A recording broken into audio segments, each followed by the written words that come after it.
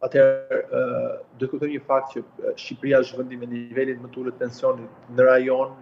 dhe aspaja krahasueshme me standardet e Bashkimit Evropian, ku vendi që vjen mbas nesh është Kosova, që ka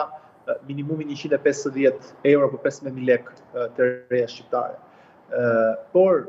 nga ana tjetër do të kuptojmë faktin që skema jon publike e sigurisë shoqërore është një skemë e cila po vuan pasoja shumë të rënda për shkak të numrit të ulët të kontributorëve. Dhe që mezi mbahet në këmbë çdo vit themi duke kontribuar gjithmonë edhe më shumë buxheti i shtetit me fonde suplementare për ta mirëmbajtur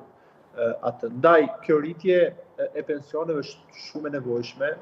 si një edhe shpërblim për pensionistët, për kontributin e tyre në ekonominë, në zhvillimin e vendit e kështu me radhë. Por është një kosto që vijon dhe shtohet për buxhetin e shtetit duke mos shkuar këto fonde për investime apo në ato sektorë të cilët sjellin rritje ekonomike. Në gjykimin tim kjo nuk është rritje pensionesh, por është një shpërblim që jepet pasi që nëse do ishte një rritje do ishte një shumë fikse që do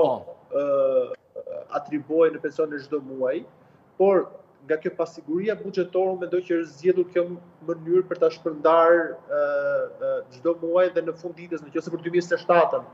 apo 2028 nuk do ketë mundësi buxhetore për ta vijuar këtë gjë, atëherë do ndërpritet dhe do trajtohet siç në thelb është një shpërblim, dhe shpërblimi nuk ka natyrë ose nuk ka karakter konsistent vijueshëm, por ka karakter të përkohshëm, pavarësisht kohës gjatë se mund të jetë ose e shkurtër ose edhe afat mesme.